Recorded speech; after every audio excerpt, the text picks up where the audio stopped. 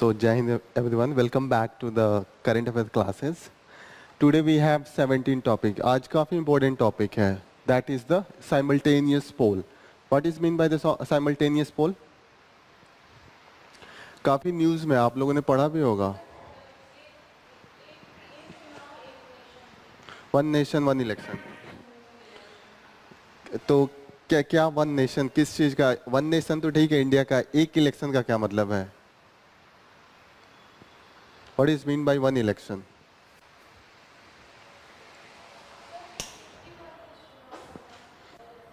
कौन सा चुनाव?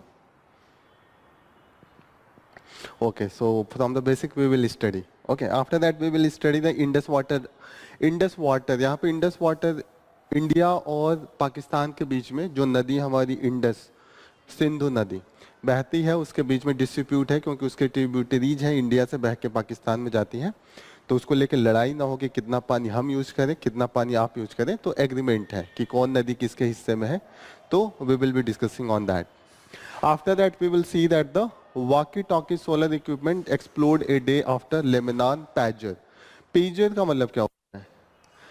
जैसे होता है इलेक्ट्रॉनिक्स मीडिया से कैसे ब्लास्ट हो सकता है? हो सकता है आप लोग बीच में सुन रहे होंगे कि मोबाइल ब्लास्ट हो जाता है. हो जाता था क्योंकि मोबाइल के जो बैटरी होती है लिथियम होता है और उसमें रिएक्शन करके आपस में चार्ज पार्टिकल स्पार्क कर जाते हैं. हो सकता है ऐसे ही ये बाय द रिमोट कंट्रोल हम एक्सप्लोड कर सकते हैं. आपके मोबाइल का किसी के पास एक्सेस हो गया by the internet by the any other medium, और उसके बाद वो आपका ऐसा कंडीशन रिएक्शन करा दे कि आपका मोबाइल एक्सप्लोड कर जाए. तो हो सकता है ना यहाँ पे बैठे हैं सबका मोबाइल एक्सप्लोड हो जाए, यहाँ पे मेरा लैपटॉप एक्सप्लोड हो जाए. आजकल इलेक्ट्रॉनिक्स काफ़ी चीज़ें हैं ना, कुछ भी एक्सप्लोड हो सकता है जो भी इलेक्ट्रॉनिक्स चीज़ें हैं.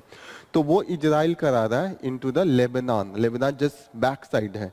लेबनान, फिलिस्तीन, सीरिया, इन सबसे लड़ाई चल रही है ना आपस में. ये आप कंटिन्यूसली न्यूज में पढ़ रहे होंगे. गाजा में अटैक कर रहे हैं. गाजा मुस्लिम कंट्री है, तो आसपास के जो मुस्लिम कंट्री हैं लेबनान, सीरिया, इजिप्ट, इन सब से थोड़ा सा टेंशन बना हुआ है. तो उसको लेके यहाँ पे हम डिस्कस करेंगे. After that we will see that the Madras High Court जंग please to the declare Tamil saint birthday at the Vaikasi Anusham. Okay, तो जैसे हमारे वहाँ वाल्मीकि काफ़ी फेमस है नॉर्थ इंडिया में, रामायण लिखा है, वैसे ही साउथ में तिरुवल्लुवर बहुत फेमस है. उनका जो बुक है तिरुकुल्लर, ठीक है, वो गीता के जैसे माना जाता है, या हमारे जितने भी एपिक हैं उनका सेम ऐसे माना जाता है. तो उनका जो बर्थडे है एक तो डिसाइडेड नहीं है, लेकिन होता है ना कि इनका बर्थडे को आप नेशनल डे या स्टेट डे डिक्लेयर कीजिए, इस पे हमेशा डिबेट रहता है. तो उसी पे न्यूज है. हमको मेन लेना है कि हम उस तिरुवल्लुवर के बारे में जानने की कोशिश करेंगे कि क्या है वो, क्या लिखा है. Okay, first news, simultaneous poll plan gets the union cabinet nod. Nod का मतलब होता है कि आप हाँ बोल दें, हामी भरने को नोड कहते हैं.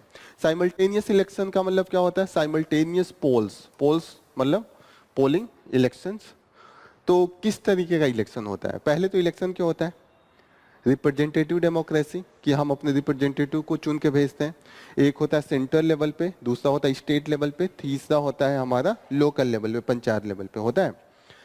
ये जो अभी साइमल्टेनियस इलेक्शन था कि माना जा रहा था कि इलेक्शन जैसे हम लोग देखते हैं कि कभी मोदी जी के इलेक्शन के लिए हो रहा है, प्रधानमंत्री के इलेक्शन के लिए हो रहा है, कभी सीएम के इलेक्शन के लिए हो रहा है, तो टाइम ऐसा माना जाता है. और कभी लोकल बॉडीज का इलेक्शन चल रहा है तो माना जाता है कि स्कूल्स बंद हो जाते हैं, जो टीचर्स होते हैं स्कूल्स में उनको ड्यूटी पे लगा दिया जाता है. तो वो पढ़ाएंगे कब? अगर पूरे साल आप कहीं ना कहीं इलेक्शन होता रहता है, कभी यूपी में होगा, कभी हिमाचल में होगा, जैसा अभी आज कल कश्मीर में हुआ था, कश्मीर में इलेक्शन चल रहा है. तो ऐसे केस में आप जब इलेक्शन में ही लगे रहेंगे तो डेवलपमेंट एक्टिविटीज कब होगी? जैसे जब इलेक्शन होता है तो मॉडल कोड ऑफ कंडक्ट लगा देते हैं. मॉडल कोड ऑफ कंडक्ट में होता है कि उसमें फर्दर डेवलपमेंटल एक्टिविटीज को रोक दिया जाता है. जैसे होगा ना कि अभी कहीं रोड बन रहा है तो वहां पे गवर्नमेंट को अगर पैसे पास करना है तो नहीं करेगा, क्योंकि मॉडल कोड ऑफ कंडक्ट होता है कि इक्वल फेयर इलेक्शन का माहौल दिया जाए सभी पार्टियों को. जैसे इलेक्शन टाइम हो रहा है और उसी समय गवर्नमेंट नया नया स्कीम पास करने लगे और नए नए पैसा देने लगे, तो वो डिस्टॉर्ट कर देगा ना इलेक्शन को, जो गवर्नमेंट में उसको फायदा हो जाएगा, लोगों को लगेगा खूब तरक्की हो रहा है, लोग पीछे का थोड़ी देखते हैं, लोगों को तुरंत की मेमोरी याद रहती है। तो फेयर नहीं। हम्म। फेयर इलेक्शन नहीं होगा, इसीलिए मॉडल कोड ऑफ कंडक्ट का प्रोविजन है कि जिस दिन इलेक्शन डिक्लेयर होगा उसके बाद गवर्नमेंट कोई भी नई पॉलिसी स्टार्ट नहीं कर सकती है। तो ऐसे में क्या होता है कि कई बार जेन्यून नीड होती है कि सच में कहीं पे ब्रिज टूट गया, बनाना है, ऐसे केस में मॉडल ऑफ कंडक्ट हो जाता है तो वो ब्रिज के लिए पैसे नहीं दे पाती है। तो ऐसा माना जाता है कि डेवलपमेंटल एक्टिविटीज रुक जाती है। तो इसके लिए काफी डिस्कशन चल रहा था कि एक ऐसा लॉ बनाया जाए कि सारे इलेक्शन एक ही बार कंडक्ट करा दिया जाए, खासकर जो यूनियन का इलेक्शन है सेंट्रल गवर्नमेंट पीएम के लिए और सीएम पोस्ट के लिए, जो स्टेट लेजिस्लेटिव इलेक्शन है, एक साथ करा दिया जाए और पूरे स्टेट का एक साथ कराया जाए। तो इससे ये क्या होगा कि एक ही बार जितना इलेक्शन कमीशन को बैलेट बनाना होगा या जितने भी वोटर मशीन्स बनाने होंगे, ईवीएम्स बनाने होंगे, एक ही बार बनेगा। एक ही बार पुलिस की जो पैरामिलिट्री फोर्स लगता है एक ही बार हर जगह भेजना पड़ता है ना जब इलेक्शन होता है। आप देखिएगा कि हर पोलिंग बूथ पे मिलिट्री, पैरामिलिट्री आर्मी लगी होती है। तो ऐसे केस में ये सब खर्चे आते हैं, उतने दूर से मिलिट्री के कैंप से आप बुला के लाते हैं डिफरेंट विलेज में। फिर जैसे जितने भी गवर्नमेंट ऑफिसर्स हैं जो लोकल लेवल पे, जैसे टीचर्स हो गए और जो भी ग्राम पंचायत लेवल पे जितने भी ऑफिसर्स होते हैं या वर्कर्स होते हैं, सबको इन्वॉल्व कर दिया जाता है इलेक्शन में। तो वो अपना काम धाम छोड़ के, मानिए ब्लॉक पे कितने काम होते हैं, आपको ब्लॉक पे जाइए, जमीन से रिलेटेड कितने काम होते हैं, सारे केसेस जो चल रहे होते हैं सब कुछ रुक जाता है। लेखपाल का काम होता है और भी जितने भी काम होते हैं रुक जाते हैं क्योंकि उनको इलेक्शन एक्टिविटीज में लगा दिया जाता है। तो माना जाता था कि एक इलेक्शन कर दिया जाए तो इससे फायदा होगा, खर्चे कम हो जाएंगे और जितना भी डेवलपमेंटल एक्टिविटीज है वो लगातार कंटिन्यूटी में होगी। एक तो फायदा ये था। दूसरा ये था कि पैसे कम हो जाएंगे क्योंकि बार बार इलेक्शन, बार बार पैसे और disruption of this developmental activities जो हम बात कर रहे हैं। लेकिन इसमें दिक्कत ये है कि कॉन्स्टिट्यूशन में पॉसिबल नहीं है। एज पर द जो हमारा फॉर्म है पार्लियामेंट्री डेमोक्रेसी, उसमें यह है कि गवर्नमेंट तभी तक पावर में रहेगा जब तक कि उसके पास मेजॉरिटी है। मेजॉरिटी का मतलब 200, अगर 540 total number of MPs parliament में है, लोकसभा में, तो उसका आधा 50% प्लस 1, तो 272 सीट होगा तब कोई जाके गवर्नमेंट बनाएगा। कई बार ऐसा होता है कि बीच ही में उनके पास मेजॉरिटी नहीं मिलती है, गवर्नमेंट गिर जाती है और किसी के पास भी ऐसा मेजॉरिटी नहीं होता है जो पार्टी बना पाए। ऐसे केस में बीच में ही इलेक्शन कराना पड़ता है। साथ साथ ही ये स्टेट लेवल पे भी होता है, किसी स्टेट में बीच में गवर्नमेंट गिर गया तो फिर वहां पे इलेक्शन। तो हमारा जो पार्लियामेंट्री फॉर्म ऑफ डेमोक्रेसी है कि 5 इयर्स के लिए होगा, बीच में अगर मेजॉरिटी नहीं है तो आपको इलेक्शन कराना पड़ेगा, ये कहीं ना कहीं मॉडिफाई करना पड़ेगा, इसको अमेंड करना पड़ेगा। तो इसको लेकर डिबेट चल रहा था कि आप पार्लियामेंट्री फॉर्म ऑफ डेमोक्रेसी को वायलेट नहीं कर सकते। तो अपोजिशन कह रहा था कि ऐसे में अगर एक साथ आप इलेक्शन कराएंगे तो जो लोकल मुद्दा होता है वो दब जाता है नेशनल मुद्दों के आगे। जैसे जितना भी होगा लोग कहेंगे भारत पाकिस्तान का युद्ध हो जाएगा, मोदी जी रहेंगे तब ज्यादा अच्छे से कर सकते हैं। लेकिन स्ट्रीट की जो बातें होती हैं, जैसे कि स्कूल्स अच्छे से नहीं फंक्शन कर रहे हैं, हॉस्पिटल नहीं फंक्शन कर रहे हैं, वो मुद्दा लोग नहीं ध्यान में रखते हैं और वोट करेंगे। अगर उसी इन्फ्लुएंस में वो जा रहे हैं, अगर बीजेपी को इलेक्शन में वोट कर रहे हैं तो वो स्टेट में भी बीजेपी को करेंगे। लेकिन अलग अलग टाइम पे होता है तो ये होता है, लोगों को मुद्दा पता होता है कि इस समय मोदी जी के लिए इलेक्शन देना है तो नेशनल लेवल पे क्या क्या चीजें उसको रख के ध्यान में वोट दें, और जब स्टेट लेवल पे होता है तो स्टेट में क्या क्या चीजें होती हैं उसको लेके ध्यान में दें। तो ऐसे में अपोजिशन कह रहा है कि जो स्टेट का मुद्दा है लोग भूल जाएंगे, क्योंकि नेशनल लेवल पे जब मुद्दा होता है तो उस तरीके का माहौल बना दिया जाता है। जैसे नहीं होता है, अब स्टेट का इलेक्शन हो रहा है और उसमें भारत पाकिस्तान के मुद्दे से क्या लेना है, भारत चाइना के मुद्दे से क्या लेना है, क्योंकि स्टेट गवर्नमेंट के हाथ में पावर ही नहीं है। ऐसे तो देखा जाए कि ये सब चीजें उठा ली जाती हैं, उसी को इन्फ्लुएंस में दे दे। रीजनल पार्टीज के खिलाफ ही चला जाएगा, इसीलिए रीजनल पार्टीज इनको विरोध कर रहे हैं। तो ये सब मुद्दा चल रहा था।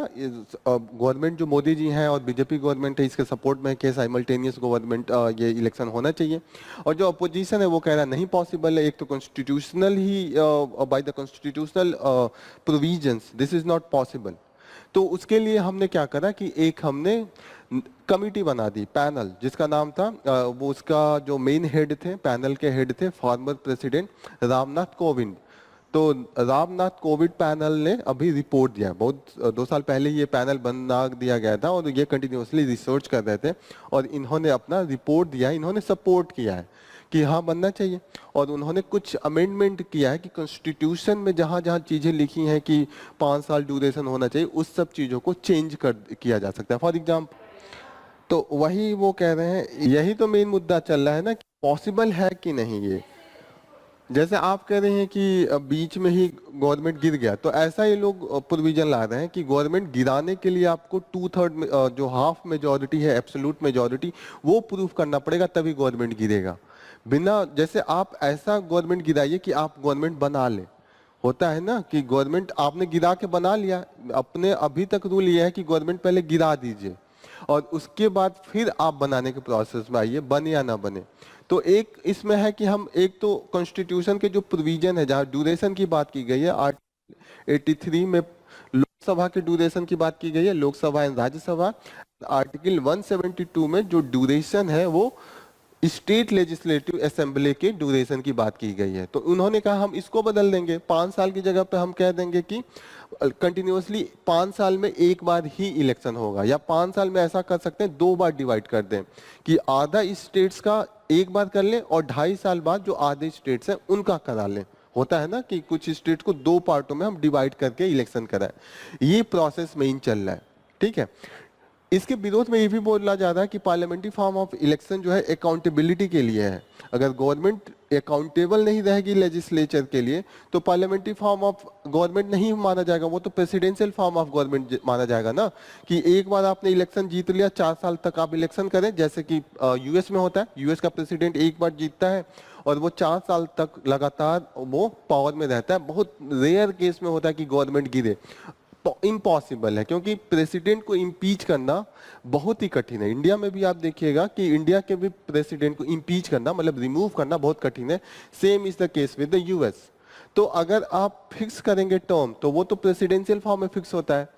और इंडिया में जब हमारा कॉन्स्टिट्यूएंट असेंबली, जब हमारा कॉन्स्टिट्यूशन लिख रही थी, तो वहां पे ये मुद्दा आया था कि हमें presidential form of government choose करना है या पार्लियामेंट्री फॉर्म ऑफ गवर्नमेंट। क्योंकि हमने जब अपना कॉन्स्टिट्यूशन लिखा था तो हमने यूएस का भी कॉन्स्टिट्यूशन पढ़ा था और ब्रिटेन का भी पढ़ा था। ओवरऑल जब डिबेट चला कॉन्स्टिट्यूएंट असेंबली में, तो फाइनली हमने कहा कि पार्लियामेंट्री फॉर्म ऑफ गवर्नमेंट ज़्यादा अच्छा है। क्यों अच्छा है? क्योंकि पार्लियामेंट्री फॉर्म ऑफ गवर्नमेंट में आप हमेशा उत्तरदायी रखते हैं जो हमारे लेजिस्लेचर हैं। ये नहीं कि एक बार जीत लिए तो आपको घमंड में आ गए कि 4 साल 5 साल कोई हटा ही नहीं सकता है। जैसे आपको डर रहेगा ना कि आप गवर्नमेंट गिर जाएगी, कुछ लोग भाग जाएंगे। जैसे नहीं होता कि अभी कोलिशन गवर्नमेंट है और अभी बीच में कुछ मुद्दा हो जाए तो अपोजिशन लगता है प्रेशर बनाने, तो मानना पड़ता है कि जैसे कास्ट सेंसस पे काफी मुद्दा पहले वन पार्टी पावर में थी तो अलग तरीके का माहौल था। अभी कई पार्टी के कारण गवर्नमेंट बनी है तो माहौल अलग है। लोगों जो बीजेपी गवर्नमेंट है उनको मानना पड़ रहा है कुछ चीजें। तो ऐसे में अगर कोई भी एक्ट, जैसे फार्मर्स एक्ट बनाए थे बीच में और उस पर काफी बवाल चला था, 1 साल तक लोग फार्मर्स उसका विरोध कर रहे थे। बाद में गवर्नमेंट को बिल वापस करना पड़ा था क्योंकि उनको पता था मेजोरिटी गिर जाएगी, गवर्नमेंट नहीं बन पाएगी। तो ऐसे केस में डर बना रहता है। तो हमने कहा कि स्टेबिलिटी से ज्यादा अकाउंटेबिलिटी जरूरी है, क्योंकि हमने देखा था अंग्रेजों का रूल था, अकाउंटेबल नहीं था, जो मन करता था लॉ पास कर देते थे अपने मनमौजी का। तो गवर्नमेंट ने कहा स्टेबल तो थे ही अंग्रेज, उतने सालों तक तो उन्हीं का राज था। लेकिन हमने कहा कि अकाउंटेबिलिटी इज वेरी इंपॉर्टेंट, इसीलिए हमने पार्लियामेंट्री फॉर्म ऑफ गवर्नमेंट रखा था। तो ये सब डिबेट है, प्रॉस में भी है। प्रॉस ये है कि उससे डेवलपमेंटल एक्टिविटीज होगी, जो हमारी रिसोर्स है वो बच जाएंगे, उनको हम कहीं और लगा सकते हैं। ठीक है। दूसरा डिबेट जो अपोजिशन जो कर रही है वो कह रही है कि ये फेडरलिज्म के अगेंस्ट में जो स्टेट के रीजनल पार्टीज हैं वो तो मार्जिनलाइज हो जाएंगे ना, मोदी जी के वेव में वो गायब हो जाएंगे अगर देखा जाए तो। लेकिन कहीं ना कहीं एक और क्रॉस हो रहा है कि ऐसा नहीं है। कुछ स्टेट्स में अभी हमने देखा कि मोदी जी की गवर्नमेंट 2-3 बार आई, लेकिन वो स्टेट्स में उड़ीसा का केस ले ले, 2 बार मोदी जी जीते, 2014 और 2019 में। दोनों बार उड़ीसा में साइमल्टेनियस इलेक्शन हुआ था और वहां पे उड़ीसा में बीजू जनता दल की गवर्नमेंट आई थी। अभी तीसरी बार में तो हार गए, बीजेपी की ही गवर्नमेंट आ गई। तो कहीं ना कहीं कुछ स्टेट्स में वहां पे डिस्पाइट गवर्नमेंट जो सेंटर में होती है उसके वेव के बाद भी स्टेट में दूसरी गवर्नमेंट बन जाती है। फॉर एग्जांपल दिल्ली में बीजेपी ने सातों का सातों सीट जीत लिया था जब एमपी का इलेक्शन हुआ था, यूनियन का इलेक्शन हुआ था, जब लोकसभा का इलेक्शन हुआ था मोदी जी के लिए। लेकिन जब स्टेट का इलेक्शन हुआ था तो मैक्सिमम सीट पे केजरीवाल ने जीत लिया था। तो लोग स्विंग होते हैं, लोगों को लगता है कि नेशनल मुद्दा है तो ये लीडर अच्छा है, स्टेट का मुद्दा है तो इसीलिए डिबेट चल रहा है ना ये सब चीजें। तो हमें दोनों तरफ के पहलू को जानना है कि ये पहलू ये है, दूसरा पहलू ये है, हमें उसके फायदे भी गिनाने हैं, हमें इसके नुकसान भी गिनाने हैं। नुकसान में ये भी है कि आप जैसे कह रहे हैं कि पैसे बच जाएंगे, मानिए 10,000 करोड़ एक इलेक्शन पे जो पूरा लगा होगा, 5 साल में जो इलेक्शन कमीशन ने अपना रिपोर्ट दिया था 10,000 करोड़ दिया था। इंडिया का जो बजट पास होता है वो 42 लाख करोड़ का होता है। 42 लाख करोड़ लिखूं मैं?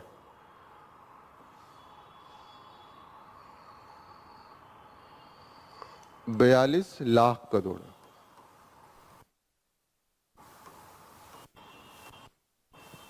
ये हुआ जो हमारा बजट बनता है। और जो हमारी अभी तक रिपोर्ट आती है 5 से 10 हजार करोड़ तक की बात होती है कि इलेक्शन में लग जाता है, जो इलेक्शन कमीशन अपना बजट दे के देता है कि हमारा इतना खर्चा हुआ है। अब इस 42,000 करोड़ का 1% में निकालूं तो कितना होगा? 1% निकालने से के लिए क्या किया जाता है? 100 से डिवाइड करते हैं, यही करते हैं ना। तो 42,000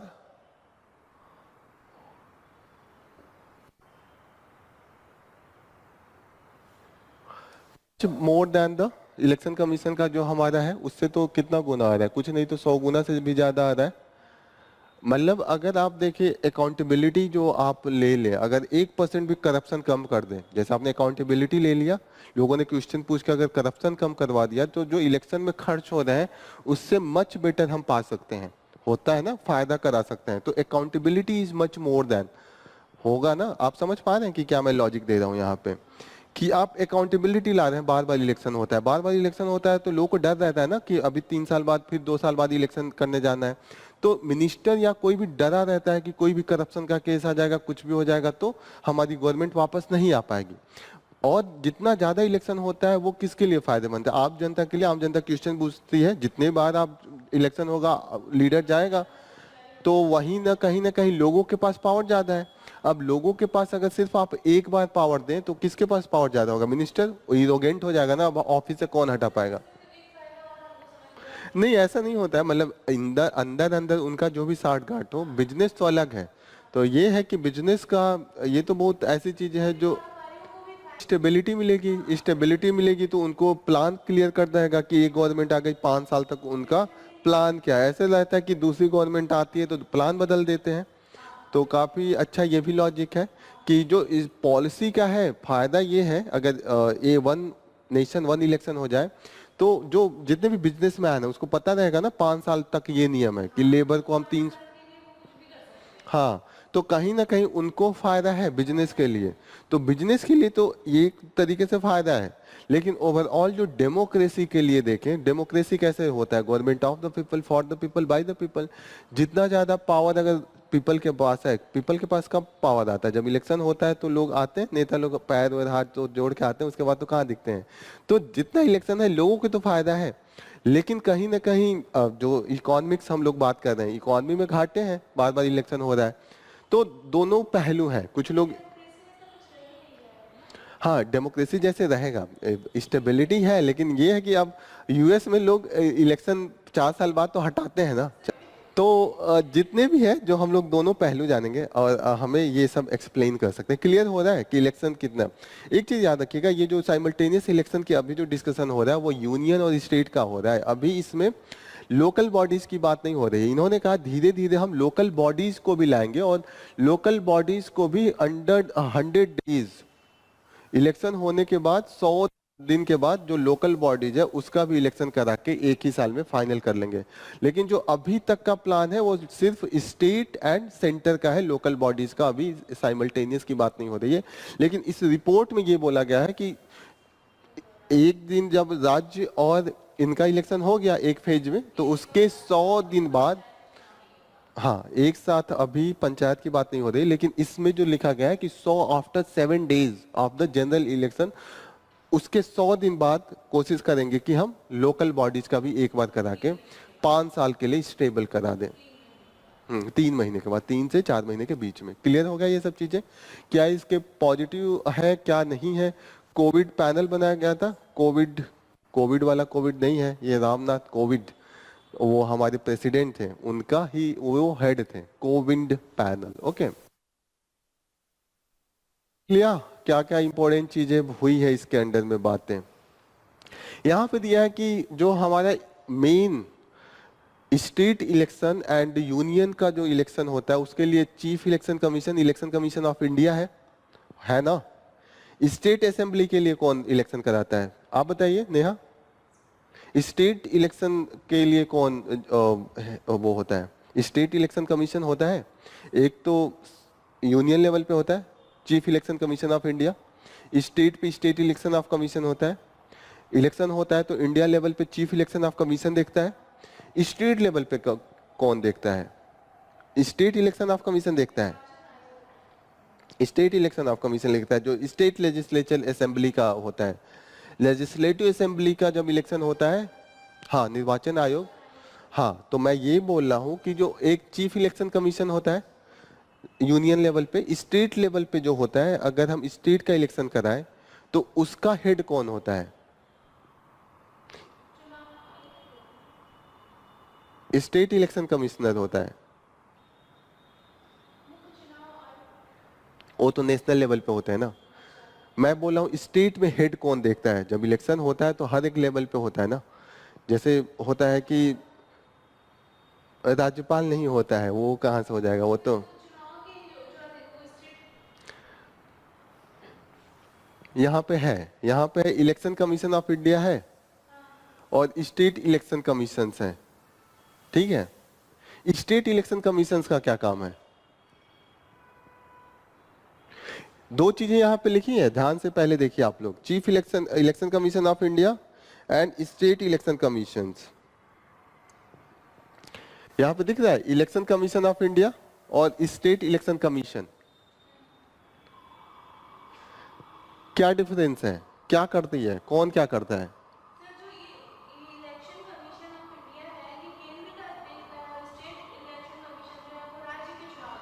अच्छा, राज्य का जो योगी जी का इलेक्शन होगा तो वो state election of commission, state election commission वो देखेगा, स्टेट इलेक्शन कमीशन देखेगा। पक्का? ठीक है, अभी पॉलिटी नहीं पढ़े, मैं बताता हूँ। जो इलेक्शन कमीशन ऑफ इंडिया है वो स्टेट का और राज्य का दोनों का देखता है। जो मोदी जी का होगा या योगी जी का होगा, दोनों का देखेगा इलेक्शन कमीशन ऑफ इंडिया। और जो लोकल बॉडीज का होता है उसका स्टेट इलेक्शन कमीशन देखेगा। और जब योगी जी का होगा तो जो इलेक्शन कमीशन ऑफ इंडिया है स्टेट लेवल पे, उसके अंदर में चीफ इलेक्टोरल ऑफिसर होता है, वो देखता है। यहाँ पे कहीं लिखा होगा चीफ इलेक्टोरल ऑफिसर।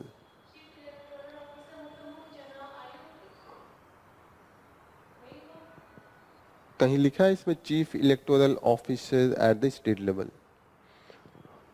मैं लिख देता हूँ। चीफ इलेक्टोरल ऑफिसर जो होता है, ये बहुत कंफ्यूजन है, बहुत याद रखिएगा ये लोग। इस स्टेट इलेक्शन कमीशन जो होता है वो स्टेट लेजिस्लेटिव असेंबली के लिए नहीं देखता है, चीफ इलेक्टोरल ऑफिसर हेड करता है।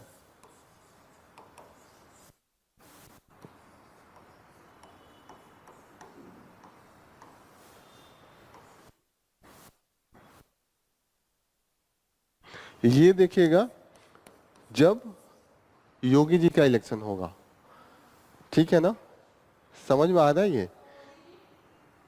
मोदी जी का होगा तो election commission of India, chief election commissioner.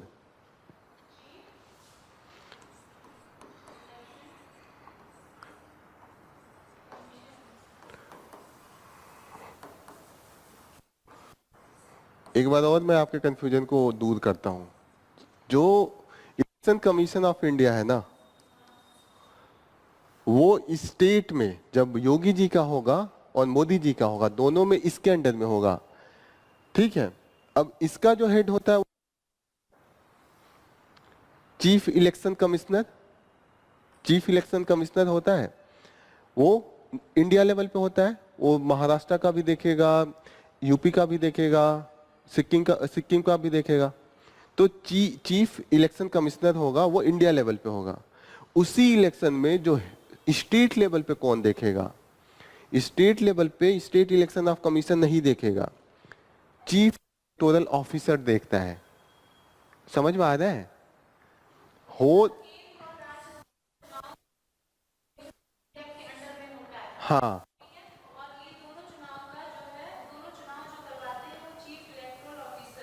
नहीं नहीं, फिर कंफ्यूज हो गई। दोनों का इलेक्शन कौन करवाता है? इलेक्शन कमीशन ऑफ इंडिया कराता है। अब election of commission of India में होता है ना, एक राजा हो गया, राजा के नीचे में बहुत से मंत्री होंगे, होंगे कि नहीं होंगे, जैसे चीफ मिनिस्टर बहुत है। तो चीफ इलेक्शन कमिश्नर जो होता है वो तो इंडिया लेवल पे देखता है, मॉनिटर करता है। स्टेट लेवल पे जो करता है इन दोनों इलेक्शन में, उसका हर स्टेट का चीफ इलेक्शन ऑफिसर नियुक्त होते हैं, अपॉइंट होते हैं। वो appoint election commission of India, chief election commissioner और जो बॉडी है विद द इलेक्शन कमिश्नर, वो तीनों मिलके करते हैं। क्लियर हो रहा है अभी? स्टेट इलेक्शन कमीशन जो है वो, उसका सिर्फ रोल है जब लोकल बॉडीज का होता है, पंचायती राज और द म्यूनिसिपैलिटीज। कंफ्यूज नहीं होंगे ना?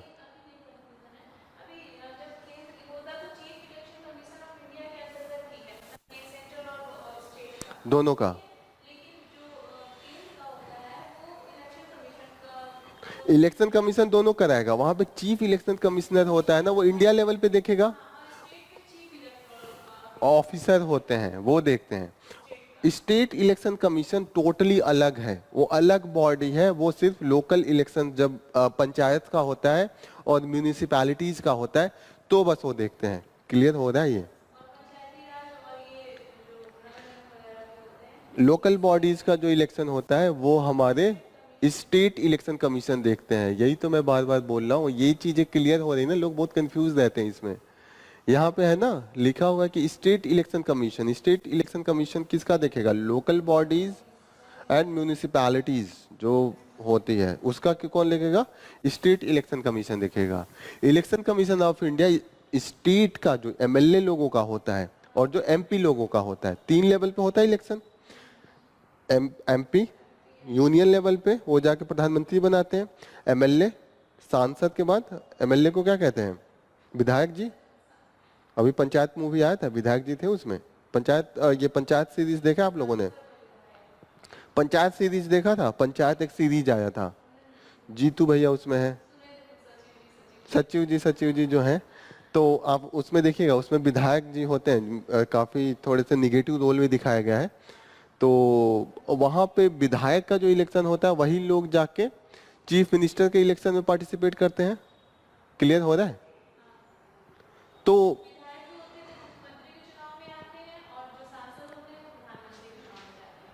हाँ, सांसद जो होते हैं पीएम। समझ में आ रहा है अभी तक? जो मैं कंफ्यूजन क्लियर करना चाहता हूँ वो समझ में आ रहा है? Election commission of India, state election commission, ठीक है। स्टेट इलेक्शन कमीशन किस चीज का इलेक्शन करवाएगा? लोकल बॉडीज, जो पंचायत, जो हमारे प्रधान जी लोग होते हैं, जो हमारे मेयर साहब लोग होते हैं, उन सब का इलेक्शन ये स्टेट इलेक्शन कमीशन का माता है। तो ये बहुत क्लियर होना चाहिए। कई बार लोगों को कंफ्यूज लगता है क्योंकि स्टेट इलेक्शन कमीशन है तो लोगों का लगता है कि स्टेट का जो लेजिस्लेटिव बॉडी है उसका भी हम इलेक्शन यही कराते हैं, इनका कुछ नहीं लेना है। स्टेट इलेक्शन कमीशन सिर्फ panchayat and municipal bodies, third layer पे 3 लेयर है। सबसे ऊपर क्या है? यूनियन, स्टेट एंड थर्ड पे लोकल बॉडीज। क्लियर हो गया? आगे बढ़ो इसको।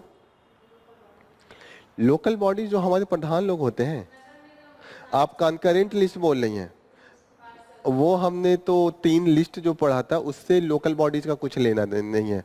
जो 3 लिस्ट हमने पढ़ा था वो सेंटर और स्टेट के बीच में पावर डिवीजन है कि मोदी जी किस किस एरिया में काम कर सकते हैं और योगी जी किस काम। फिर से ठीक है, ये 3 मैं एक बार इसको फिर से अब बता देता हूँ। यूनियन लिस्ट होता है, फिर क्या होता है? स्टेट लिस्ट होता है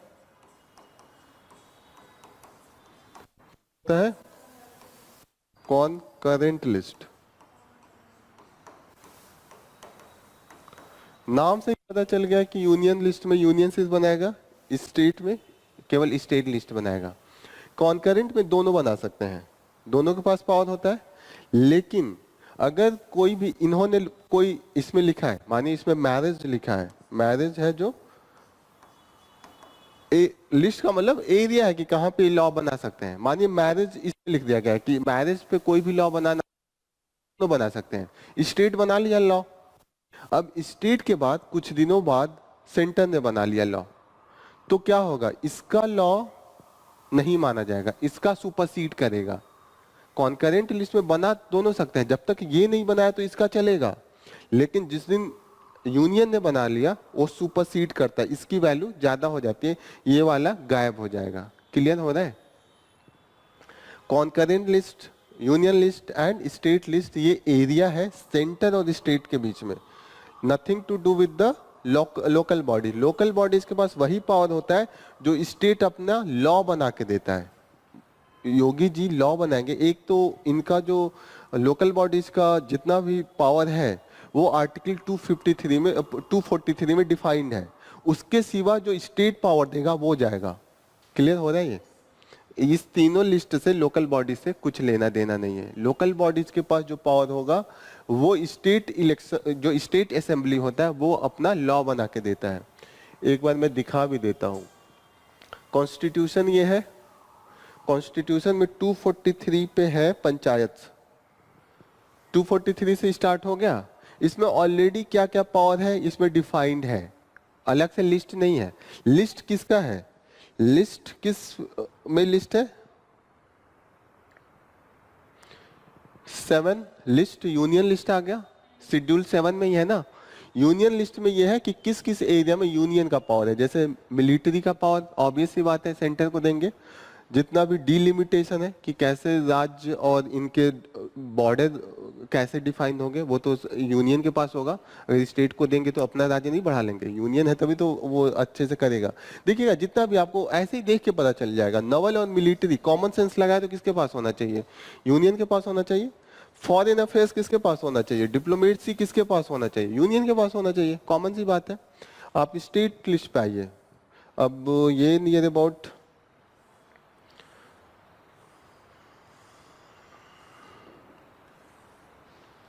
100 नियर अबाउट 97 इनके पास है, यूनियन में है।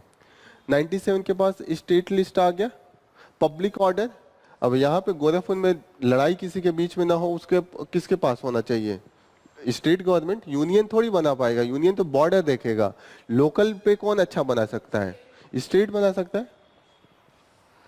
पुलिस स्टेट के पास, officer of the servant of High Court है स्टेट में है तो स्टेट देखेगा। प्रिजन, आपके वहां जेल में जा रहे हैं लोग तो आपका ही काम है। लोकल गवर्नमेंट, देखिए लोकल गवर्नमेंट आ गया ना, लोकल गवर्नमेंट स्टेट लिस्ट में है लेकिन कौन इस पे लॉ बनाएगा, स्टेट लेजिस्लेटिव असेंबली ही बना के देगा ना। स्टेट लोकल गवर्नमेंट किसके हाथ में है, स्टेट के हाथ में है। लाइब्रेरीज, म्यूजियम, ये सब लोकल लेवल पे होता है। कम्युनिकेशन, दैट इज टू से रोड, ब्रिज, और ये जो कम्युनिकेशन में भी बहुत स्पेसिफिक होगा कि स्टेट के अंडर में। रेलवे का है, रेलवे किसका हाथ में होगा, यूनियन के हाथ में होगा। एग्रीकल्चर पे लॉ बनाना है, कौन बनाएगा, अलग अलग स्टेट में अलग अलग एग्रीकल्चर कल्टीवेशन होता है तो स्टेट ही आएगा। फिशरीज, जहाँ पे नदियां हैं, जहाँ पे मछली पालन होता है, कौन बनाएगा, स्टेट बनाएगा। कॉन्करेंट लिस्ट में ऐसी चीजें होती हैं जो थोड़ा सा दोनों में कॉमन है, जैसे कि मैरिज हो गया, पर्सनल लॉ हो गया, ये सब चीजें कॉन्करेंट में है कि दोनों अपना बना सकते हैं। थोड़ा सा यूनिफॉर्मिटी भी रहती है, लेकिन ज्यादातर जरूरत किसको रहता है, स्टेट उस पर अच्छा बना सकता है, इसीलिए उसको कॉन्करेंट में रखा जाता है। कॉन्करेंट का भी एक बार देख लें। स्टेट में 66 दिखा, देखते देखते याद हो जाएगा। 97 यूनियन में था, 66 स्टेट में है। अब यहाँ पे देखिए, criminal law, criminal procedure, preventive detention, marriage and divorce, ठीक है, transfer of property, contract including the partnership agency, कोई भी कॉन्ट्रैक्ट हो रहा है दो लोगों के बीच में, कोई शॉप खरीद रहा है या मैं यहाँ पे रेंटिंग में आ रहा हूँ, तो जो कॉन्ट्रैक्ट है ये सब लॉ के कौन बनाएगा? कॉमन है ये सब चीजें। कॉन्टेम्प्ट ऑफ द कोर्ट में स्टेट भी बना सकता है। Adulteration of the food stuff, मतलब कोई चीनी में कुछ और मिला के बेच रहा है, या कोई वो काली मिर्च में पपीता का जो होता है बीज कर रहा है, ये सब अडल्टरेशन होता है कि जैसे चीजें आप इधर का उधर मिला के लोगों को चीट कर रहे हैं। तो ये सब कॉन्करेंट लिस्ट में है। कॉन्करेंट लिस्ट में है कि एक कॉमन लॉ होना चाहिए, लेकिन उसको स्टेट काफी अच्छे से बना सकता है, लेकिन जब जरूरत पड़ेगा तो उस पर सेंटर बना देगा, और सेंटर का जो लॉ होगा वो प्रिवेल करेगा। प्रिवेल करने का मतलब वो ऊपर चला जाएगा। जैसे दो लोगों का लॉ है और अगर लॉ सेंटर का हो तो उसको माना जाएगा ये वैलिड है वो इनवैलिड है। हो गया ना? क्लियर हो रही है ये सब चीजें? चले आगे।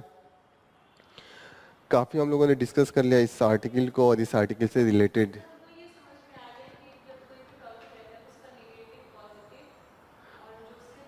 हाँ, आपको पता होना चाहिए, ठीक है ना?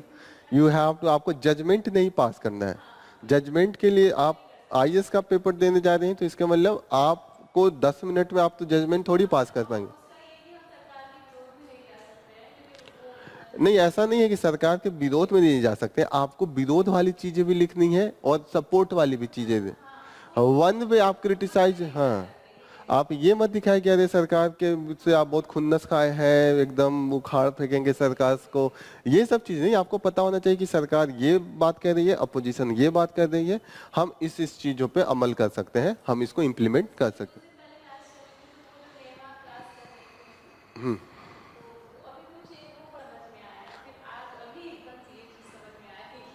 धीरे धीरे चीजें समझ में आएंगी, ठीक है ना? हम लोग ये सब चीजें पता चल गई ना, क्या क्या चीजें इंपॉर्टेंट है। आगे बढ़े। Next important topic we are going to take is the Indus water. India to freeze the negotiation with the Pakistan. Negotiation का मतलब हम एक दूसरे से नेगोशिएट करते हैं। बार्गेनिंग भी तो नेगोशिएशन है ना, जाके दुकान पे हम लोग कहते हैं 5 रुपए नहीं 7 रुपए 3 रुपए, ऐसे होती है ना बार्गेनिंग। नेगोशिएशन यहाँ पे हो रहा है इंडिया पाकिस्तान के बीच में।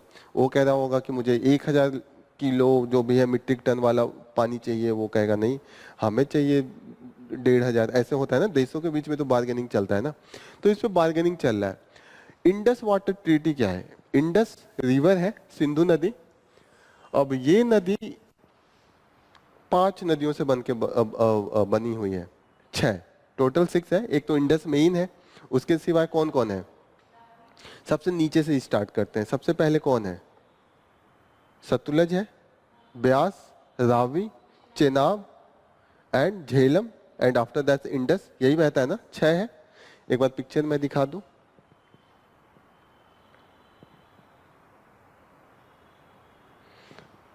पिक्चर दिख रहा है? नदियां दिखी?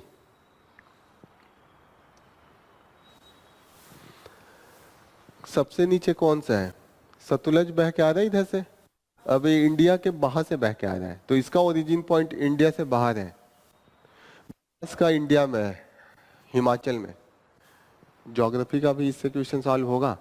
ये याद होना चाहिए कि जो सतलज है वो तिब्बत से बह के आ रहा है।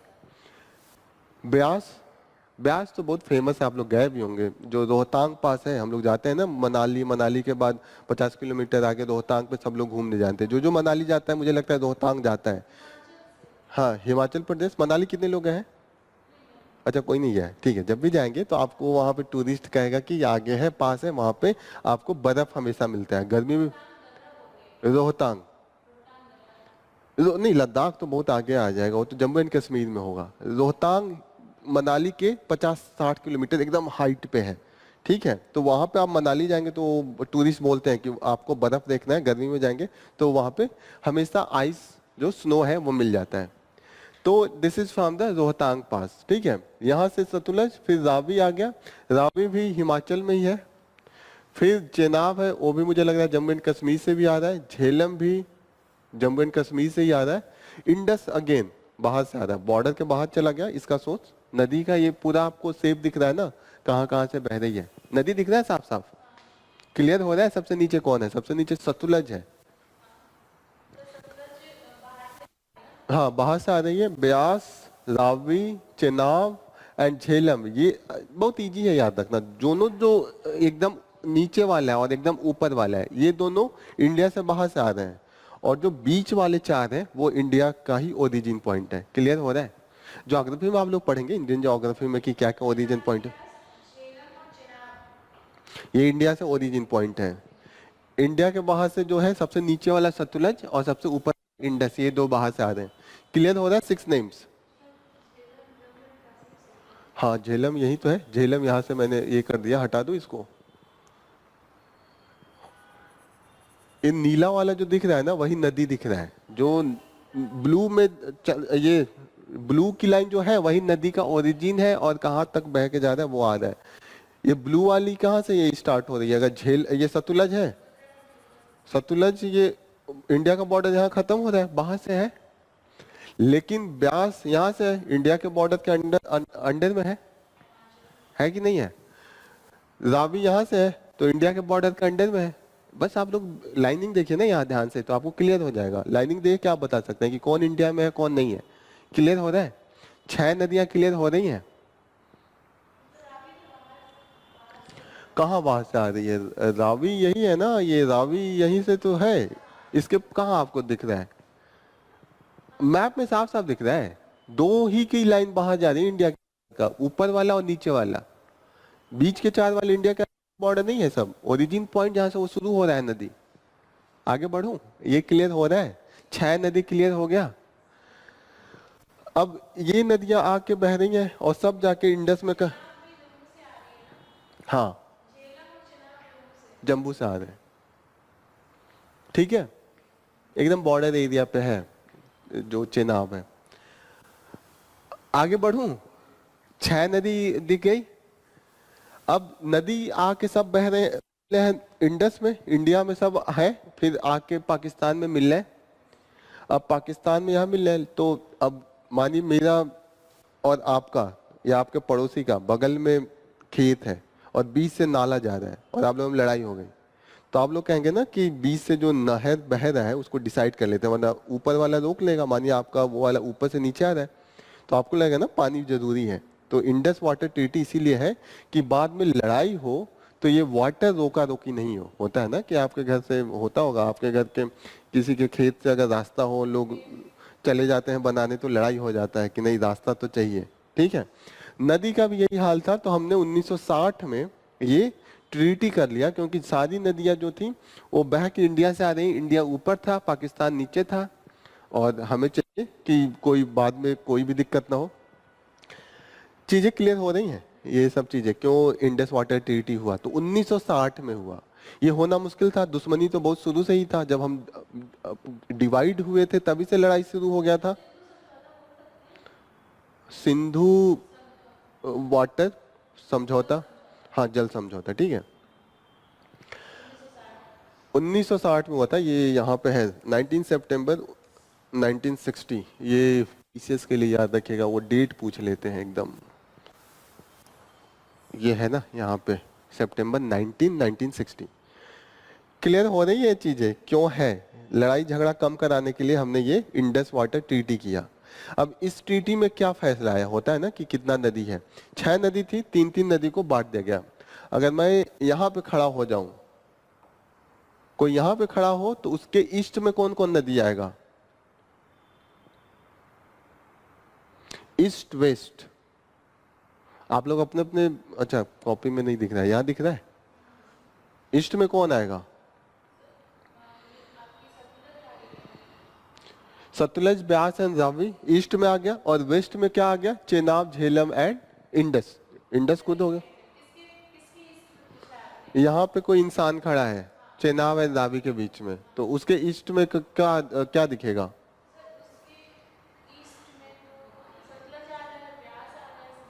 यही सही है। और वेस्ट में Chenab, Jhelum and Indus. Clear है ना? अब जितने भी ईस्ट फ्लोइंग रिवर था वो इंडिया को दे दिया गया। हिस्सेदारी होता है कि आपका जैसे होता है कि 6 भैंसे हैं, तो 3 भैंस 3 गाय हो, तो फैसला होगा तो क्या होगा? 3 गाय इंडिया को, 3 भैंसे पाकिस्तान को। तो जो ईस्ट फ्लोइंग रिवर है वो इंडिया को दे दिया गया और जो वेस्ट फ्लोइंग रिवर है वो पाकिस्तान को दे दिया गया। अब पाकिस्तान को देने का मतलब ये थोड़ी कि नदी उठा के उनके पॉकेट में रख दिया। इसका यूज का था कि मैक्सिमम यूज जो है, जो ऊपर से फ्लो हो रहा है वो पाकिस्तान करेगा, इंडिया सिर्फ उसका 20% करेगा। और इंडिया से तो 6 होके जा रही हैं। हाँ,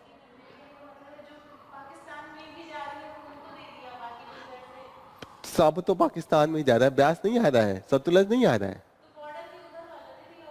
बॉर्डर के उधर वाला नहीं दिया। इस पे ओवरऑल वाटर का कितना परसेंट यूज होगा, मतलब नदी बह रही है तो जो 80% ऑफ वाटर था वो हमेशा पाकिस्तान यूज करेगा, वेस्ट फ्लोइंग रिवर का। इधर वाला इंडिया को दे दिया कि इंडिया 80% तक यूज करेगा, ठीक है, और 20% कम से कम फ्लो होने देगा, ठीक है। यूज का मतलब होता है कि ऐसे नदी बह रही है तो बह के उधर ही जाएगी। आपने हाथ धो लिया तो फिर नहा लिया तो उसके बाद तो पानी वापस उसी में गया। लेकिन यूज का मतलब होगा कि अलग से आप मोड़ न लें, कनाल उसमें बना के वापस डाइवर्ट न करें, या आप वहां पे किनारे डैम बना के पानी न रोकें। क्लियर हो रही है ये चीजें? रोकने का मतलब क्या हुआ? ऊपर वाले में, ऊपर वाले में इंडिया नहीं बना सकता है। जो हमने पाकिस्तान को दे दिया उसमें इंडिया ऐसा कोई भी एक्टिविटी नहीं करेगा जिससे पानी रुके। नॉन कंजप्टिव यूज कहते हैं। नॉन कंजप्टिव यूज एंड कंजप्टिव यूज दो चीजें हैं। कंजप्टिव यूज का मतलब कि आप उसके पानी को डाइवर्ट करें बाय द मेकिंग द कनाल, नहर बना के, डैम बना के, रिजर्वायर बना के। बड़े बड़े रिजर्वायर देखे होंगे, जैसे यहाँ पे रामगढ़ ताल है, ऐसे ऐसे इससे भी बहुत बड़े बड़े ताल होते हैं, दैट इज द रिजर्वायर। आप बड़ा सा नदी बह रहा है, बड़ा सा वॉल बना दीजिए, नदी को रोक लीजिए। नदी की भी तो एक कैपेसिटी होती है ना, ऐसा थोड़ी कि इनफाइनाइट वाटर आ रहा है। नदी कहाँ से बनती है? पहाड़ों पे जो आइस पिघलता है उसी से होता है। वो धीरे धीरे पिघलता है, धीरे धीरे निकलता है। ग्लेशियर्स, वही ग्लेशियर से आइस होते हैं। क्लियर हो रहा है? नॉन कंजप्टिव यूज एंड कंजप्टिव यूज का मतलब समझ में आ रहा है? पहली बात तो ये बताइए कि 6 नदी है। कौन कौन नदी हमने पाकिस्तान को दे दिया? Chenab, Jhelum and Indus. Indus भी तो है, मेन रिवर तो इंडस ही है, सब जाके इंडस में ही तो मिल रहे हैं। इतना मोटा लाइन हो जा रहा है, मतलब सारी नदियां हो जा रही हैं, मतलब यहाँ पे तीनों मिलके हो रही हैं। थिकनेस बढ़ा, वहां पे पाकिस्तान को दिया गया है। इंडिया क्या नहीं कर सकता है? इंडिया कंजप्टिव यूज नहीं कर सकता है। कंजप्टिव का मतलब कि उसके पानी को आप उठा के निकाले नहीं, पानी बह रहा है उसी में आप कुछ कर सकते हैं। कंजप्ट, नॉन कंजप्ट, कंजप्शन का मतलब कि आपने ले लिया वापस नहीं डाला, आप जाके नहा लिए तो उसमें आपने पानी नहीं निकाला। लेकिन अगर आप पानी निकाल के ला रहे हैं टैंक भर भर के तो कंजप्टिव हो गया। नहर बना लिया, आप नहर बनाएंगे तो पानी डाइवर्ट कर रहे हैं ना, इधर से नहर बना के, मैं ये नदी बह रहा है इधर, पाकिस्तान में जाने के बजाय मैं यही नहर बना के 5-6 नहर निकाल दूं, इधर इधर इधर, पानी जाने ही ना दूं, सारा पानी इंडिया में डाइवर्ट कर लूं, तो कंजप्टिव हो गया ना, पानी नहीं जा पा रहा है। कंजप्शन का मतलब आप निकाल ले रहे हैं उसमें से। नॉन कंजप्टिव का मतलब बहते हुए पानी में हाथ धो ले रहे हैं, नहा ले रहे हैं, तो हो गया। तो कंजप्टिव हो गया ना, आपने रोक लिया ना वाटर फ्लो।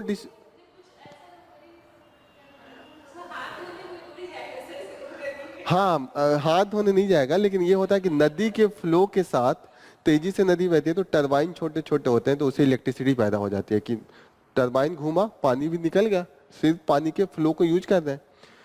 नॉन कंजप्टिव यूज का मतलब वहां पे हम टूरिज्म बढ़ा सकते हैं, लोगों को राफ्टिंग कराएं, ये सब यूज है ना। वही तो स्रोत है, मेन मेन स्रोत वही है, ठीक है। और भी नदियां आती हैं, गलगिट बल्टिस्तान और भी एरिया है उनके छोटे छोटे, तो मेन सबसे बड़ा रिवर ये इंडस ही है। अभी तक जो बता रहा हूँ वो समझ में आ रहा है, मैं क्लियर कर पा रहा हूँ। कंजप्टिव यूज, नॉन कंजप्टिव यूज, क्या पाकिस्तान को दिया गया, क्या इंडिया को दिया गया, ये क्लियर हो रहा है। इंडस वाटर आज ही मैं पढ़ा दे रहा हूँ, इंटरनेशनल रिलेशन का ये पार्ट है, लेकिन आज ही हम डिटेल में कर रहे हैं। इतना समझ में आ गया? इंडिया को 3 मिला, इंडिया में 80% हमारा ब्यास, सतलज एंड रावी पे हो गया, वो हो गया। कंजप्टिव यूज का मतलब हुआ कि हम रोक के या क्या नहीं बना सकते, डैम नहीं बना सकते, नहर नहीं बना सकते, लेकिन उसमें फ्लो में हम इलेक्ट्रिसिटी, जो रन ऑफ वाटर इलेक्ट्रिसिटी है, वो कर सकते हैं।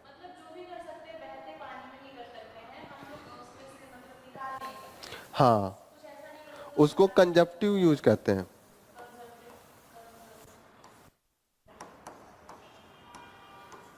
कंजप्टिव यूज एंड इसको कहेंगे नॉन कंजप्टिव यूज।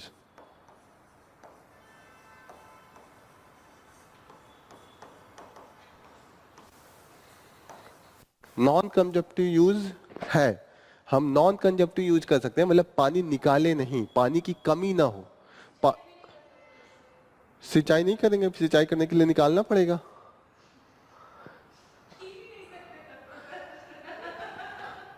हाँ आपने, लेकिन ये है ना उस ट्रीटी में ये है कि छोटा मोटा टाइप का कर सकते हैं, जैसे डोमेस्टिक यूज के लिए कर सकते हैं, आप पानी उस आसपास के शहर में करवा सकते हैं तो वहां पे कर सकते हैं, लेकिन इतना मत कीजिए कि उसका ओवरऑल वॉल्यूम में इम्पैक्ट है। हाँ, कि इतना ना हो कि ओवरऑल वॉल्यूम घट जाए। डोमेस्टिक यूज है, उस एग्रीमेंट को मैं एक बार दिखाता हूँ, उसमें डोमेस्टिक यूज है लिखा हुआ।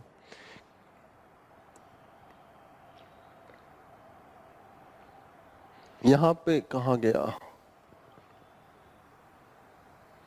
ये तो पूरा क्लास हो गया इंडस वाटर पे। ओके, डोमेस्टिक यूज हो सकता है, नॉन कंजप्टिव यूज एग्रीकल्चर पर्पज, अगर छोटे मोटे अमाउंट में एग्रीकल्चर में भी दें तो होगा, इतना बड़ा नहर नहीं बना दें कि ओवरऑल नदी का फ्लो कम हो जाए। हाइड्रो जनरेशन हो सकता है, हाइड्रो पावर जनरेशन मतलब उसी में टरबाइन लगा के आप इलेक्ट्रिसिटी बना लीजिए, ये भी है। But can not divert their flow in the other purpose, आप इतना ज्यादा अमाउंट में नहीं कर सकते, डाइवर्ट नहीं कर सकते कि नदी को ही डाइवर्ट कर दे रहे हैं। आप समझ रही है ना व्हाट इज द डाइवर्जन, कि उसका ओवरऑल फ्लो नहीं वो होना चाहिए, डिसरप्ट होना चाहिए। इतना हो गया ना। क्या क्या यूज हो सकता है, नॉन कंजप्टिव एग्रीकल्चर पर्पज के लिए हो सकता है। एग्रीकल्चर में आप ऐसा नहीं है कि छोटा मोटा नहर हल्का सा बना सकते हैं, बड़ा नहर बना के नहीं निकाल सकते हैं, डाइवर्ट नहीं होना चाहिए, छोटा मोटा हल्का फुल्का सा आप पानी सप्लाई कर सकते हैं। आसपास का शहर है उसका वाटर दे सकते, 20% तो दे रहे हैं ना, 80% पाकिस्तान के पास है, 20% तो इंडिया के पास है। क्लियर हो रही है। जो इलेक्ट्रिसिटी हम बनाएंगे, हम डैम बना के नहीं कर सकते, लेकिन रन ऑफ वाटर एक होता है, रन ऑफ फ्लो जो हो, उसके दम पे आप इलेक्ट्रिसिटी प्रोड्यूस करना चाहते हैं तो आप कर सकते हैं। इंडस वाटर ट्रीटी समझ में आ गया क्या है, उसमें किसके अंडर में कराया गया था, it was done under the brokerage of the world bank. किसके किसके बीच में हुआ है, इंडिया एंड पाकिस्तान के बीच में। नदियां क्या किसको मिली है ये भी क्लियर हो गया। कौन इसको कराया था, क्योंकि लड़ाई चलता है तो बिचौलिया लगता है ना, ये बिचौलिया कौन था उस समय, वर्ल्ड बैंक है। World Bank is the mediator, World Bank कहीं पे है, वेयर इज दिस,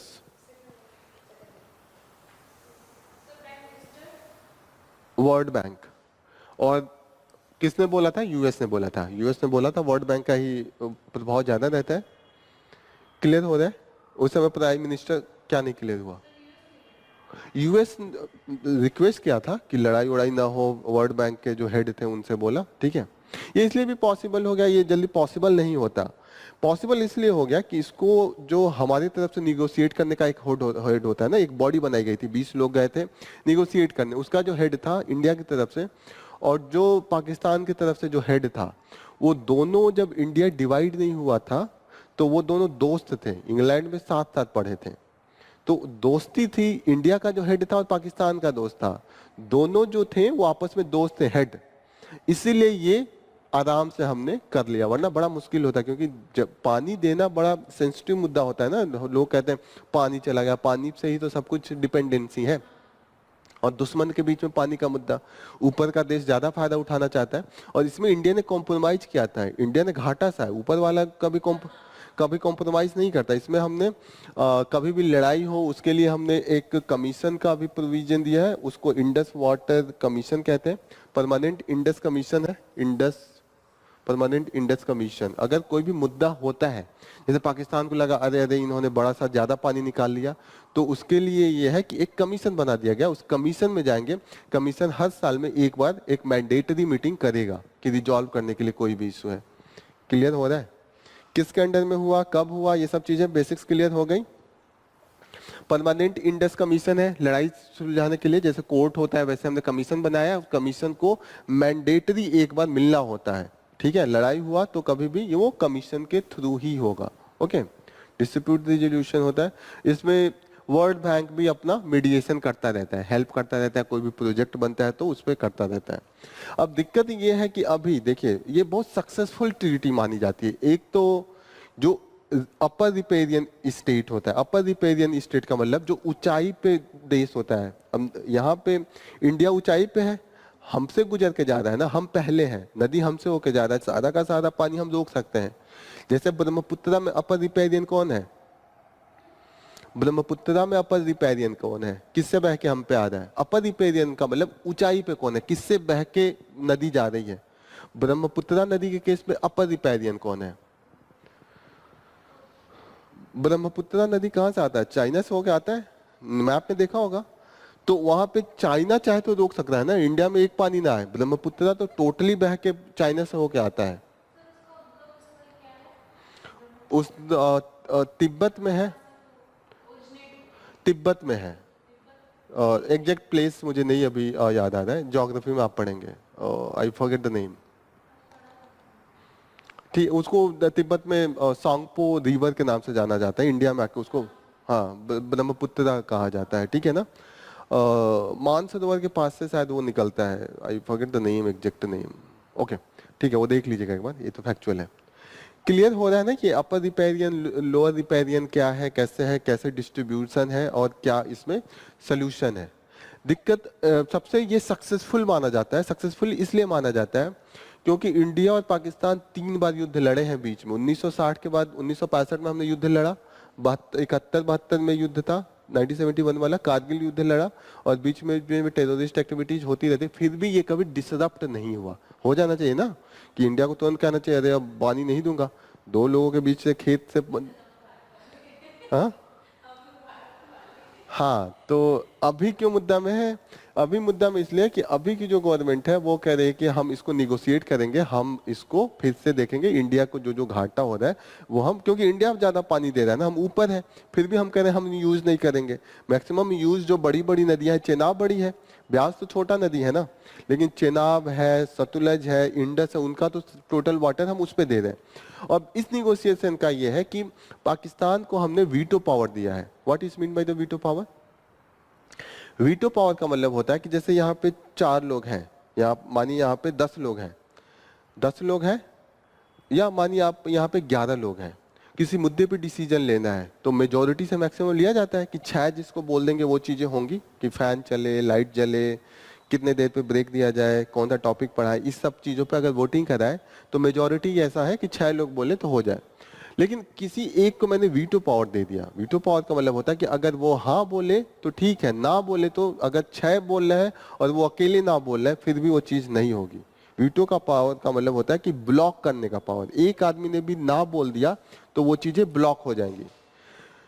तो पाकिस्तान के पास वीटो पावर है। इसका मतलब ये है कि पाकिस्तान अगर कोई इंडिया कोई नया प्रोजेक्ट बना रहा है और उस पर पाकिस्तान ना बोलता है तो वो रोक देना पड़ता है। क्लियर है ये चीज है वीटो पावर? वीटो पावर का मतलब पहले तो वीटो पावर का मतलब ये समझ में आ गया ना कि ब्लॉक करने का पावर। जैसे मेजॉरिटी होने के बाद भी आप नहीं कर पाएंगे। जैसे यहाँ पे 10 लोग 11 लोग हैं, 6 लोग कह रहे हैं हाँ, उसमें जो 8वां आदमी है वो अकेले है। आप क्या 11 में से 10 हाँ बोल रहे हैं लेकिन वो अकेले भी ना बोले तो वो चीजें नहीं होंगी। ये होता है वीटो पावर। वीटो पावर का मतलब आप ब्लॉक कर देंगे। हाँ, अगर उसने ना बोला वो हाँ बोलेगा तो ठीक है, तब मेजॉरिटी में देख लेंगे। लेकिन वो ना बोल दिया और कितने भी लोग बोले तो वो ना का मतलब वो काम आगे नहीं बढ़ेगा। यही पावर इसमें पाकिस्तान के पास है। पाकिस्तान अगर कोई भी प्रोजेक्ट बन रहा है, इंडिया बनाना चाह रहा है, अगर पाकिस्तान ने कह दिया कि नहीं इससे कंजप्टिव यूज है तो वहां पे वो प्रोजेक्ट रोक देना पड़ता है। इंडस वाटर रिवर में जो वीटो पावर है वो पाकिस्तान के पास है। समझ में आ रहा है पाकिस्तान के पास वीटो पावर का मतलब क्या? कि जैसे हमने बिना रिजर्वायर बनाए मैंने कोई प्रोजेक्ट बनाना स्टार्ट किया इंडिया ने कि हम चलते हैं इलेक्ट्रिसिटी प्रोजेक्ट बनाते हैं और हम वहां पे रिजर्वायर नहीं बनाएंगे, क्लियर हो रही है ये चीजें। रिजर्वायर नहीं बनाएंगे, लेकिन हम कह रहे हैं कि बिना, लेकिन पाकिस्तान कह देगा नहीं नहीं आपने पानी यूज किया, इसमें इसमें पानी यूज होगा, तो वो प्रोजेक्ट इंडिया नहीं बना पाता है। ठीक है, जैसे एक किशन गंगा प्रोजेक्ट है, उसमें हमारा रोक के रखा है, झेलम पे हम बना रहे थे, और ऐसे ही बगलियार डैम है, वहां पे हम नॉन कंजप्टिव यूज ही कर रहे थे, तो वहां पे भी उन्होंने रोक के रखा है। बगलियार डैम पे पाकिस्तान ने ना बोल दिया, उसने कहा कि डैम बहुत बड़ा है और इसमें बहुत ज्यादा पानी यूज होगा, तो हमारा क्या होगा, प्रोजेक्ट रुक गया। ये चीजें क्लियर हो रही हैं। कृष्ण किशन गंगा प्रोजेक्ट झेलम पे है एंड बगलियार जो है वो चेनाब पे है, याद रखिएगा ये चीजें। Jhelum and Baglihar dam on the Chenab, BAGLIHAR, BAGLIHAR। नहीं होगा प्रोजेक्ट।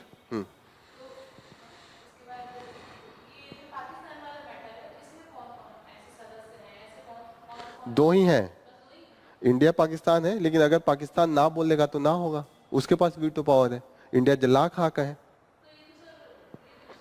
वही ना, ज्यादा पावर हम उनको दे रखे हैं। हमने ज्यादा पावर इसलिए दे के रखा था क्योंकि हमें लगा कि हम ऊपर हैं, उसको सेटिस्फाई करने के लिए हम कुछ गलत नहीं करेंगे, तो आपने कहा कि आप कहेंगे तो हम करेंगे, नहीं कहेंगे तो नहीं करेंगे।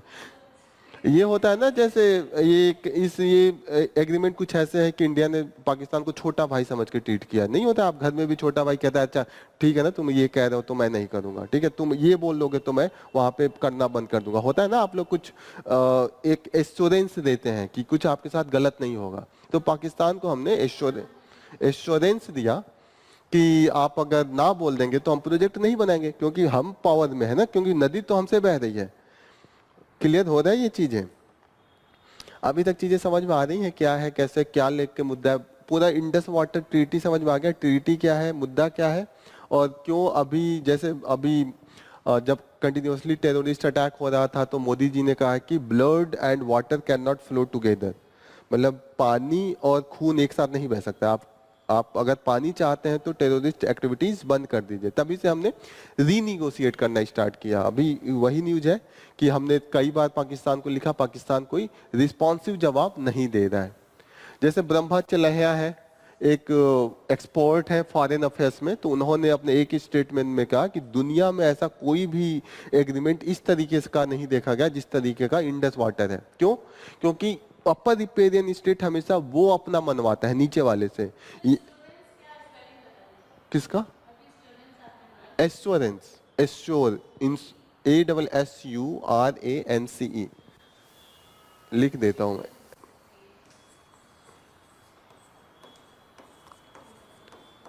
एश्योरेंस मतलब होता है ना कि आप एश्योर करते हैं किसी को, इंश्योर, आश्वासन। हाँ, आप पहले इस पे ध्यान दीजिए कॉन्सेप्ट पे, वो इंग्लिश बाद में आ जाएगा, पहले ये कॉन्सेप्ट भूल जाएगा तो नहीं आएगा। क्लियर हो रही है चीजें? इंडस वाटर ट्रीटी पूरा एक कॉन्सेप्ट है, समझ में आ गया? यही है। इस पे क्वेश्चन आएगा मेंस का, लिख लेंगे, कोई दिक्कत तो नहीं होगा ना कि क्या मुद्दा है, क्यों लड़ाई चल रही है, क्या क्या इसके अंडर में है, ये सब चीजें आई होप क्लियर हो गया। ये ब्रह्मचर्य ने बोला है कि ऐसा कोई ट्रीटी हमने नहीं देखा है जहां पे ऊपर वाला जो स्टेट है वो इतना ज्यादा अपना हक मार के वो करे। होता है ना कि अरे दो खेत है, आपका आगे खेत है, तो आप कहेंगे ना कि अच्छा ये होगा तब भेजूंगा, लेकिन आगे वाला कह रहा है अच्छा तुम बोलोगे तो मैं ये नहीं करूंगा, तुम बोलोगे तो मैं पंपिंग मशीन नहीं लगाऊंगा, तुम बोलोगे तो मैं उसमें से इरिगेशन नहीं करूंगा। हर बात तो ऊपर वाला मान रहा है ना। तो एक तरीके से इंडिया के लिए एक तो निगेटिव है ना, लेकिन एक तरीके से ये भी देखा जाए कि दरिया दिल्ली भी है कि हम ऊपर होके भी हम छूट दे रहे हैं। बड़ी बात है ना, आपने बड़कपन दिखाया। तो इसीलिए इंडिया का हमेशा पॉजिटिव इमेज यही सब देख के बना रहता है। होता है ना कि आप जैसे समाज में होता है, एक होता है ना कि एक आदमी आपके गांव में या आपके मोहल्ले में थोड़ा पैसे में कम होगा लेकिन इज्जत बहुत होती है, क्योंकि वो दरियादिली दिखाता रहता है। और एक आदमी बहुत अमीर है लेकिन उसको लोग ऐसे वैसे बोलते रहते हैं कि अरे ये इस टाइप का आदमी है, उससे कोई हेल्प नहीं मिलेगा। आर यू गेटिंग ना? तो इंडिया का ये है कि इंडिया का बहुत पॉजिटिव इमेज क्यों बना हुआ है, क्योंकि हमने कुछ ऐसे पॉजिटिव चीजें की हैं। अपना अब आपको इज्जत बनाने के लिए सेक्रीफाइस थोड़ी बहुत तो करनी पड़ती है ना, तो इंडिया ने भी किया है। तो आपको हर चीज पहलू, घाटा इंडिया का है ये भी मैं बता रहा हूँ, लेकिन इंडिया इसका पॉजिटिव इंपैक्ट भी ग्लोबल स्टेज पे पड़ा है। ठीक है, यहाँ पे क्या क्या स्टेटमेंट है जो अभी मोदी जी का है कि मोदी जी ने कहा कि water and blood can not flow together. और जो ब्रह्मचर्या है उन्होंने बोला है कि ऐसा बहुत ही कम, वेरी यूनिक ट्रीटी है। क्यों? क्योंकि अपर रिपेरियन कंट्रीज नेवर एग्री। इस तरीके का एग्रीमेंट नहीं होता है कि आप 80% ले जाइए, हमको 20% दीजिए। अपर रिपेरियन जो होता है वो 80% लेता है, नीचे वाले को 20% देता है। ये अभी तक ब्रह्मचर्या एक एक्सपोर्ट है, फॉरेन पॉलिसी पे होता है ना। और पीएम मोदी ने भी बोला है कि water and blood can not flow together. अगर आपका माइंस में क्वेश्चन आता है तो आप ये सब चीजें कोट कर सकते हैं। क्लियर? नोट डाउन कर लिया?